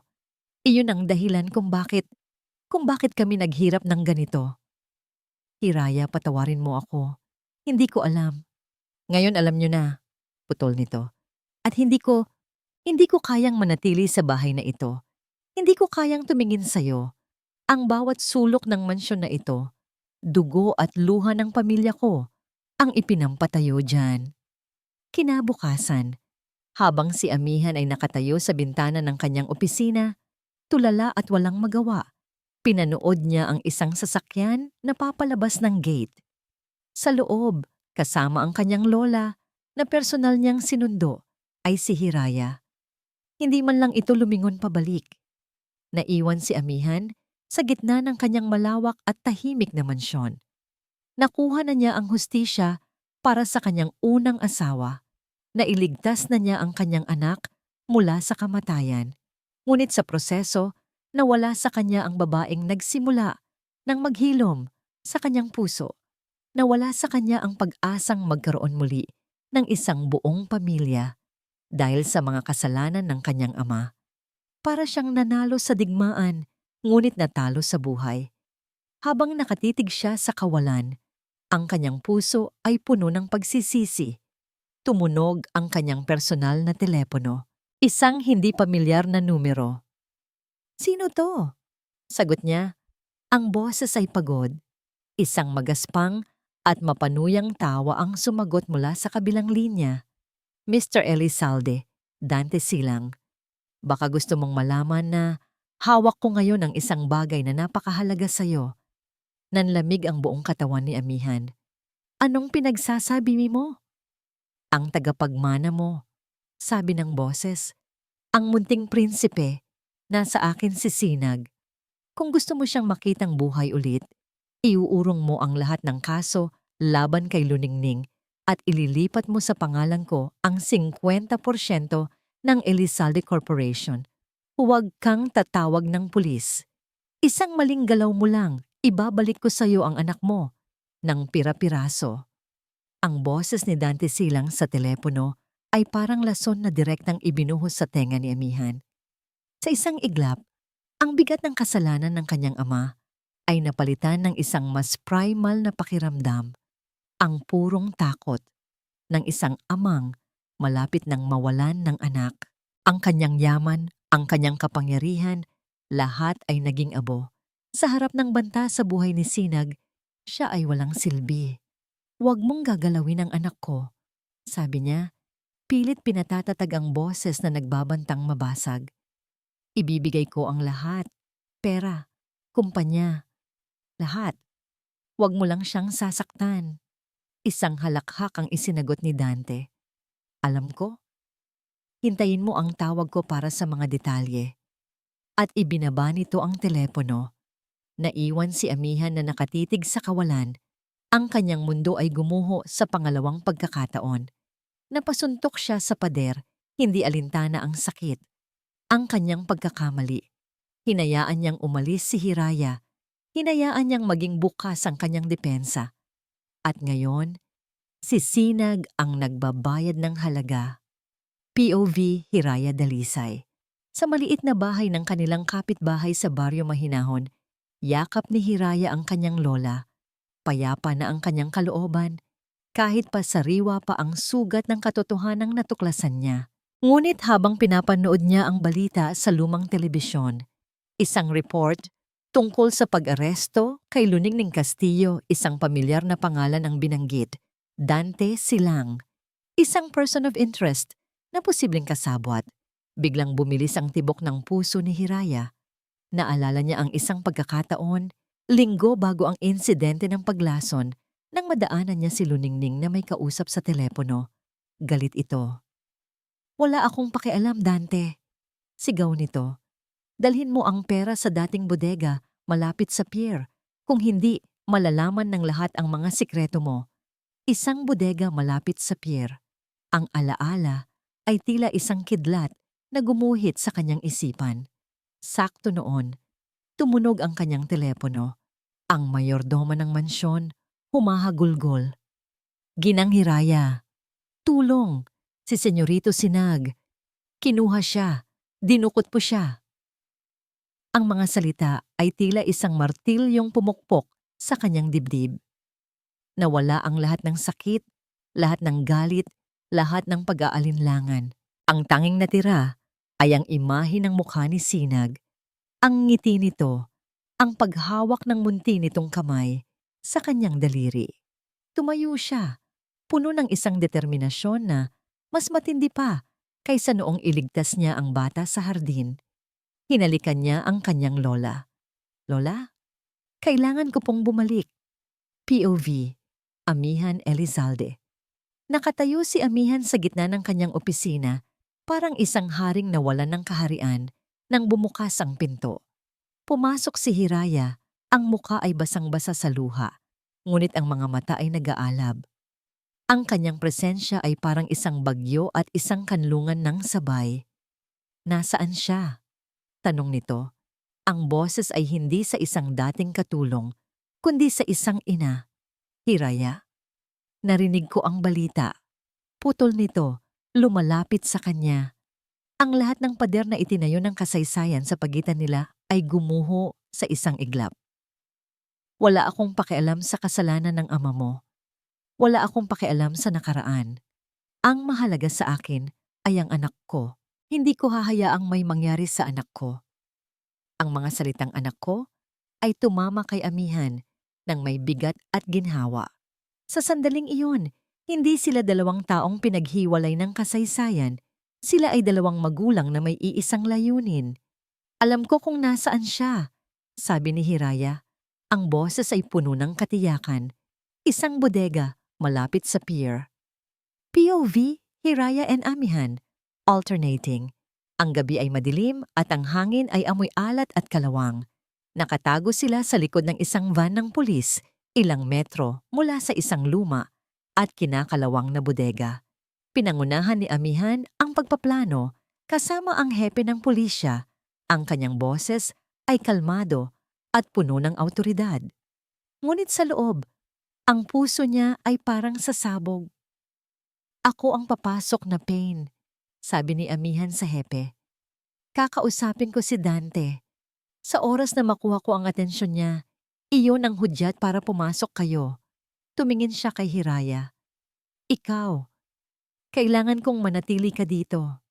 Hindi, mariing sagot ni Hiraya. Kilala ko ang loob ng mga ganyang lugar. May mga daanan dyan na hindi ninyo alam. Habang kausap mo siya, ako ang kukuha kay Sinag. Ang plano ay delikado. Ngunit ito ang pinakamagandang pagkakataon nila. Pumasok si Amihan sa bodega. Ang mga kamay ay nakataas. Ang loob ay madilim. May isang bumbilya lang na nakabitin sa gitna. Nakaupo si Dante sa isang silya at sa tabi niya, sa isang maliit na kulungan na gawa sa kahoy, ay si Sinag. Umiiyak ito. Elizalde, mabuti naman at matinukang kausap, sabi ni Dante, isang masamang nangiti ang nasa labi. Habang nagsisimula ang kanilang negosasyon, sa kabilang panig ng bodega, gumagapang si Hiraya sa mga anino. Ang bawat yabag niya ay maingat. Naririnig niya ang yak ni Sinag at iyon ang nagbibigay sa kanya ng lakas. Nakita niya ang isang maliit na bintana sa likod ng kulungan. Dahan-dahan, binuksan niya ito. Sinag, bulong niya. Anak, nandito si Mama. Nang marinig ng bata ang kanyang boses, tumigil ito sa pag-iyak. Lumapit ito sa rehas. Sa harap, tumitindi ang tensyon. Nasaan ang mga papeles? Tanong ni Dante. Nasa labas, sagot ni Amihan. Palabasin mo muna ang bata. Hindi ako tanga, sigaw ni Dante. Sa sandaling iyon, nakuha na ni Hiraya si Sinag. Dahan-dahan niya itong inilalabas sa bintana. Ngunit sa kanyang pagmamadali, nasagi niya ang isang lata. Isang malakas na kalansing ang umalingaw-ngaw sa buong bodega. Napalingon si Dante. Traidor! Sigaw niya at bumunot ng baril. Kasabay noon, bumukas ang mga pinto at pumasok ang mga pulis. Bitawan ang armas! Nataranta si Dante. Nakita niya si Hiraya na tumatakbo palayo, karga si Sinag. Itinutok niya ang baril sa direksyon nila. Huwag! Sigaw ni Amihan. Walang pag-aalinlangan, tumakbo si Amihan. Hindi pa palayo, kundi papunta sa pagitan ni Dante at ng kanyang mag-ina. Ginamit niya ang kanyang sariling katawan bilang panangga. Itinutok ni Dante ang baril sa bata, ngunit hinarangan ito ng katawan ni Amihan. Isang desperadong sigaw ang kumawala sa bibig ni Dante. Isang putok ng baril ang pumunit sa gabi. Ang tunog ng putok ng baril ay parang isang kulog na yumanig sa mundo ni Hiraya. Sa isang iglap, ang ingay ng mga pulis, ang sigawan, ang pagtakbo, lahat ay naglaho. Ang tanging nakikita niya ay ang katawan ni Amihan na nakahandusay sa sahig, isang mantsa ng dugo, ang unti-unting kumakalat sa kanyang damit sa may balikat. Ang tanging naririnig niya ay ang pagpintig ng sarili niyang dugo sa kanyang mga tainga. Amihan!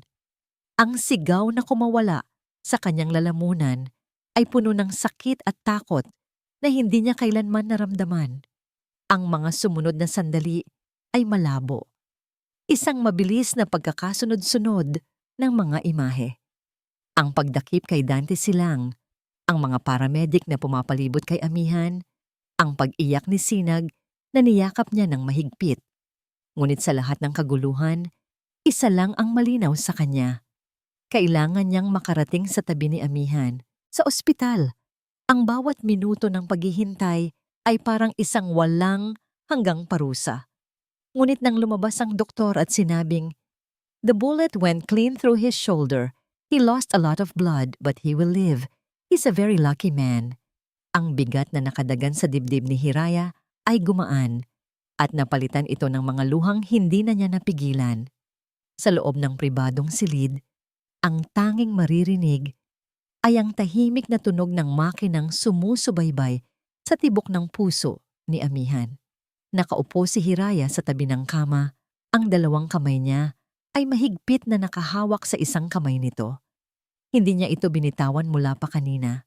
Dito, sa katahimikan ng puting silid, habang pinagmamasdan ang payapang mukha ni Amihan, lahat ng pader na itinayo ng galit at sakit sa kanyang puso ay tuluyang gumuho. Ang kasalanan ng ama nito ay totoo at masakit. Ngunit ang sakripisyo ng lalaking ito, ang pagharang ng sarili nitong katawan sa bala para sa kanila ni Sinag, ay isang katotohanang mas makapangyarihan. Sa sandaling iyon, hindi niya nakita ang isang Elizalde. Ang nakita niya ay si Amihan, ang ama ng kanyang minamahal na alaga. Ang lalaking unti-unti niyang natutunang intindihin. Ang lalaking handang mamatay para sa kanya. At sa pag-amin sa sarili ng katotohanang iyon, naintindihan niya. Mahal niya ito. Isang pag-ibig na isinilang sa gitna ng panganib at pinanday ng sakripisyo. Dahan-dahang gumalaw ang mga daliri ni Amihan sa loob ng kanyang palad. At pagkatapos, dahan-dahang nagmulat ang mga mata nito. Malabo sa una, pagkatapos ay unti-unting luminaw. At ang unang hinanap ng mga iyon ay ang kanyang mukha. Isang mahinang nangiti ang sumilay sa mga labi nito, isang nangiting pagod ngunit totoo. Sinubukan nitong magsalita. "Shh! Huwag ka munang magsalita." Bulong ni Hiraya, pinipigilan ang mga luhang nagbabadyang tumulo muli. Ngunit umiling ito ng bahagya. May kailangan siyang sabihin. Hinigpitan nito ang hawak sa kanyang kamay. "Patawarin mo ako, Hira." Bulong nito, ang boses ay mahina at magaspang. Hindi ito humihingi ng tawad para sa kanyang sugat, kundi para sa bigat ng kasaysayang nagpahirap sa kanila. Walang salitang namutawi sa bibig ni Hiraya. Sa halip, dahan-dahan niyang inilapit ang kanyang mukha sa mukha nito at tinugon ang kanyang hiling sa paraang mas makapangyarihan pa sa anumang salita. Isang halik na puno ng pagpapatawad, pasasalamat at isang pag-amin. Nang maghiwalay ang kanilang mga labi, nakita niya ang luhang namumuo sa mga mata ni Amihan. Sa wakas, malaya na sila. Kinabukasan, habang nagpapahinga si Amihan at masayang naglalaro, si Sinag sa paanan ng kama, nakabukas ang telebisyon sa silid. Isang balita ang nakaagaw ng kanilang pansin. Ipinakita ang abogado ng pamilya Elizalde sa isang press conference. Sa ngalan ng Elizalde Corporation at ng buong pamilya Elizalde, sabi ng abogado, "Kami po ay naglalabas ng isang pampublikong paghingi ng tawad para sa mga naging pagkakamali ng nakaraang administrasyon ng kumpanya. Kasabay nito, inanunsyo namin ang pagtatatag ng isang foundation na magbibigay ng danyos at tulong sa lahat ng pamilyang naapektuhan, kabilang na ang pamilya Castillo at ang pamilya Dalisay, kung saan ang reputasyon ni Ginang Adelaida Dalisay ay aming lilinisin at ibabalik ang karangalan." Napatingin si Hiraya kay Amihan. Nakatingin din ito sa kanya. Ang mga mata ay nagsasabing, ito ang simula. Ito ang pagtutuwid sa mga kasalanan ng kahapon. Sa mga sumunod na araw, ang silid sa ospital ay naging kanilang munting tahanan. Doon, sa unang pagkakataon, naramdaman nila ang pagiging isang tunay na pamilya. Nagbabasa si Hiraya ng kwento para kay Sinag, habang si Amihan ay nakangiting nanonood mula sa kanyang kama. Nag-aasaran sila sa mga simpleng bagay. Nagbabahagi na ng mga pangarap. Isang hapon, bago sila nakatakdang lumabas ng ospital, habang hawak ni Hiraya ang kamay ni Amihan, may naramdaman siyang isang bagay na matigas sa palad nito. "Ano to?" tanong niya. Ibinuka ni Amihan ang palad nito. Sa gitna niyon, may isang bagay na kumikinang. Isang simple, ngunit eleganteng singsing na may maliit na diamante. Hindi ito isang kontrata, hindi ito isang kasunduan. Seryoso siyang tinitigan nito sa mata, ang kanyang puso ay hayag na hayag. Hiraya Dalisay, sabi niya, ang boses ay malinaw at puno ng damdamin. Pakasalan mo ako. Sa totoong buhay, ang kasal ay hindi ginanap sa isang marangyang katedral sa Maynila na may mga kilalang bisita at naglalakihang mga palamuti. Sa halip, ginanap ito doon mismo sa lugar kung saan nagsimula ang lahat para kay Hiraya. Sa ilalim ng isang malaking puno ng mangga sa gitna ng baryo Mahinahon. Ang buong baryo ay naging bahagi ng paghahanda. Ang mga kalalakihan ay nagtayo ng isang arko na gawa sa kawayan. Pinalamutian ng mga sariwang bulaklak ng bougainvillea at sampagita na pinitas mula sa mga bakuran. Ang mga kababaihan ay nagluto ng sama-sama, ang amoy ng adobo, kaldereta, at bagong saing na kanin ay pumupuno sa hangin. Isang piging na handog para sa kanilang prinsesa at sa lalaking nagbalik ng karangalan sa kanilang komunidad. Ang Elizalde Foundation, sa ilalim ng pamumuno mismo ni Amihan, ay hindi lang nilinis ang pangalan ni Lola Adelaida. Nagpatayo ito ang isang bagong klinika sa baryo na ipinangalan sa matanda. Nagbigay ito ng mga scholarship para sa mga kabataan. Ang lalaking minsang tinitingala bilang isang makapangyarihang estranghero ay isa na ngayong kaibigan na tinatawag nilang Kuya Mihan. Nakatayo si Amihan sa ilalim ng puno ng mangga, suot ang isang simpleng barong Tagalog na gawa sa pinya. Ang braso niya ay nasa sling pa rin, isang paalala ng madilim na kabanatang kanilang pinagdaanan. Ngunit ang kanyang mukha ay maliwanag, puno ng isang kaligayahang hindi pa niya naramdaman kailanman. Sa tabi niya ay si Sinag, na masayang iwinawagayway ang isang maliit na bandila. At pagkatapos, tumahimik ang lahat. Mula sa dulo ng daanan, lumitaw si Hiraya. Ang kanyang bestida ay hindi gawa ng isang sikat na taga-disenyo. Ito ay gawa sa simpleng puting tela, tinahian ng kamay ng kanyang lola, na may mga borda ng maliliit na bulaklak ng sampagita sa laylayan. Ang kanyang buhok ay nakapusod lang na may ilang hibla na hinahayaang humalili sa kanyang mukha. Walang kolorete, walang alahas, maliban sa isang maliit na kwintas na bigay ng kanyang ina. Ngunit para kay Amihan, siya ang pinakamagandang babae sa buong mundo. Ang kanyang pagiging simple, ang kanyang kagandahan, ang kanyang lakas ng loob, ang kanyang korona. Habang naglalakad si Hiraya papalapit, inaalalayan ng kanyang lola, ang kanyang mga mata ay nakatuon lamang kay Amihan. Nakikita niya sa mga mata nito ang lahat, ang kanilang pinagdaanang takot, ang kanilang mga pag-aalinlangan, at ang pag-ibig na nagligtas sa kanilang lahat.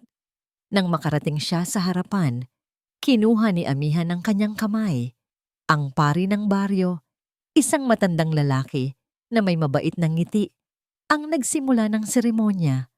Hiraya, sabi ni Amihan, ng oras na para sa kanilang mga panata. Ang boses ay nanginginig sa emosyon.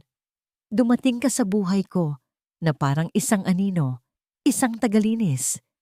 Ngunit nilinis mo hindi lang ang aking tahanan, kundi pati na ang aking puso. Ipinakita mo sa akin kung ano ang tunay na tapang at pagmamahal. Ipinapangako ko mula sa araw na ito na aalagaan kita, poprotektahan, at mamahalin, hindi bilang isang kasunduan, kundi bilang aking asawa, aking kabiyak, at aking hiraya, ang katuparan ng aking mga pangarap. Mahal kita. Napaluha si Hiraya. Amihan, sagot niya. Ang boses ay puno ng pagmamahal. Akala ko ang mundo ko ay hanggang sa pagkayod at pagtitiis lamang. Ngunit ipinakita mo sa akin na karapat-dapat din akong mangarap. Sa gitna ng panganib, natagpuan natin ang isa't isa.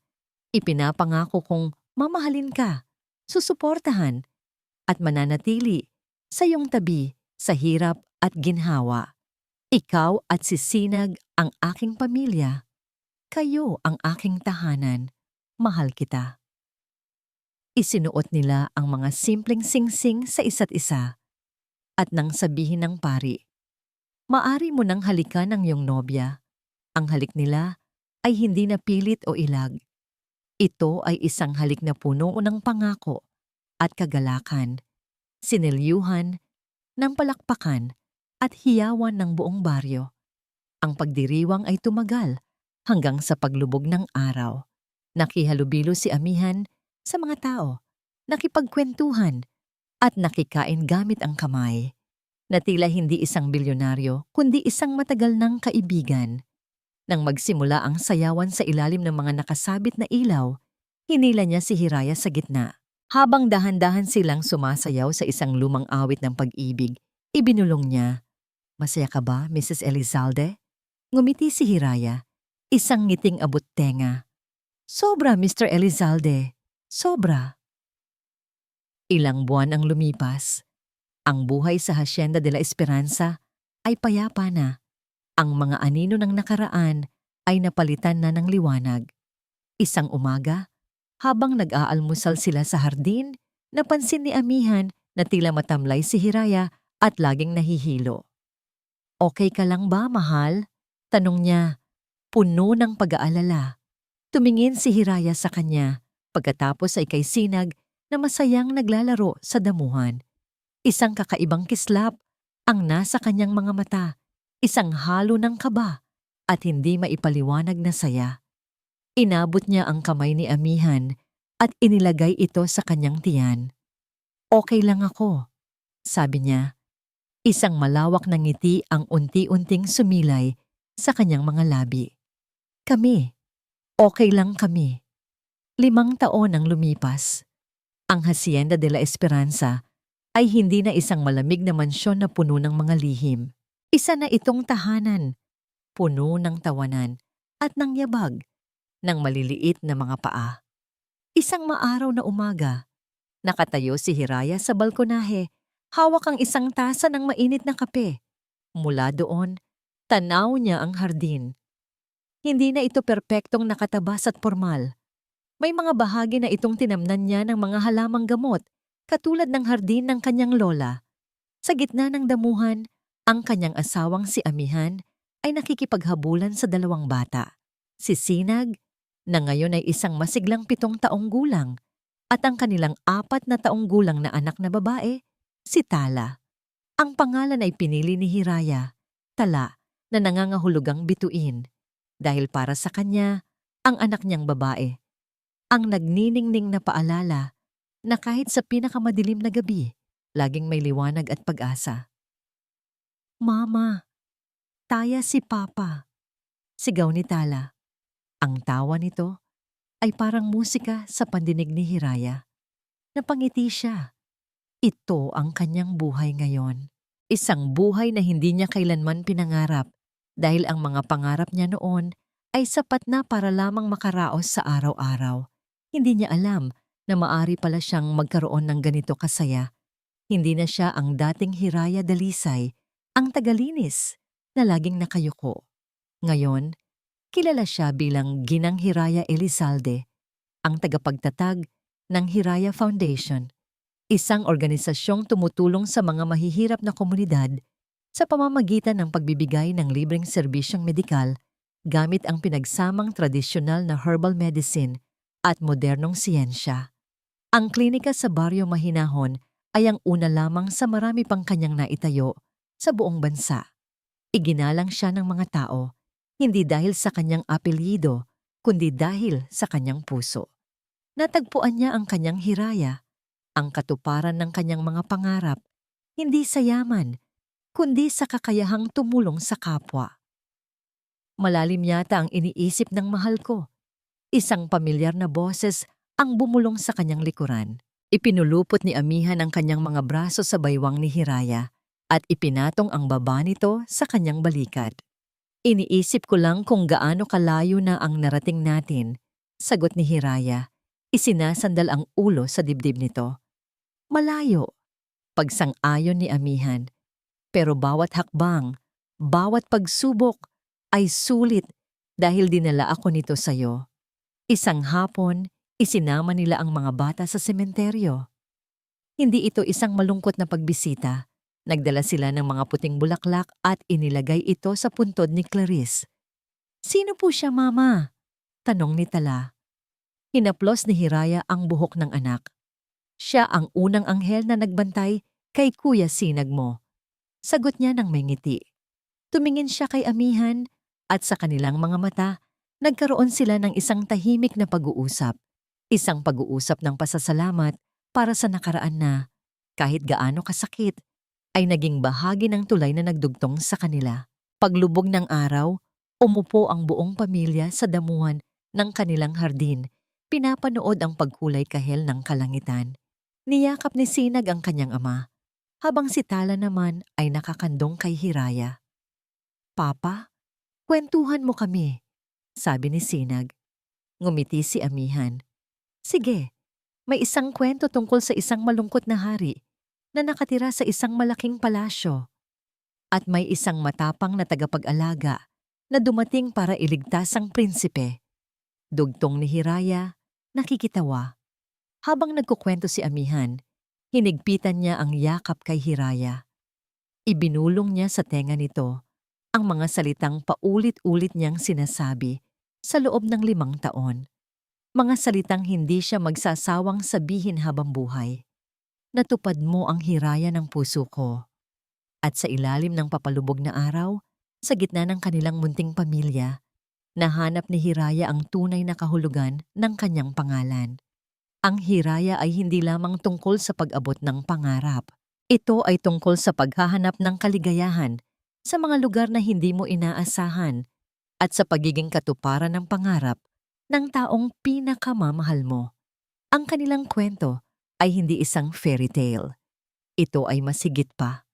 Isang patunay na ang pinakadalisay na pag-ibig ay kayang maghilom ng pinakamalalim na sugat at kayang magbigay liwanag sa pinakamadilim na nakaraan. At dito po nagtatapos ang kwento ni Hiraya at Amihan. Mula sa kaibuturan ng aking puso, isang taos-pusong pasasalamat po sa inyong lahat. Salamat sa bawat sandaling inilaan ninyo upang pakinggan ang kanilang paglalakbay mula sa unang patak ng lason hanggang sa huling patak ng luha ng kaligayahan. Habang binubuo ko ang bawat salita at bawat eksena, sina Hiraya at Amihan ay naging higit pa sa mga tauhan lamang.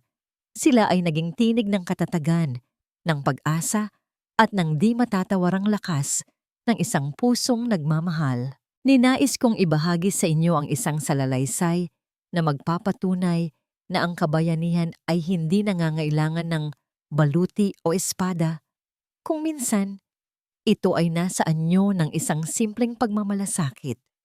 Naway ang kanilang kwento ay mag-iwan sa atin ng isang mahalagang paalala na ang tunay na pag-ibig ay hindi kailanman nasusukat sa yaman o kapangyarihan.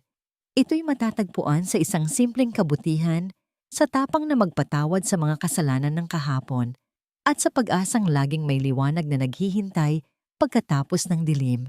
Ngayon, sabik na sabik akong marinig ang inyong kwento. Ano ang naramdaman ninyo? Aling bahagi ang pinakatumagos sa inyong puso? Ang inyong mga saloobin ay napakahalaga po sa akin at inaanyayahan ko kayong ibahagi ang mga ito sa comment section sa ibaba. Muli, maraming salamat po sa inyong pakikinig. Hanggang sa ating susunod na pagkikita sa panibagong kwento ng buhay at pag-ibig.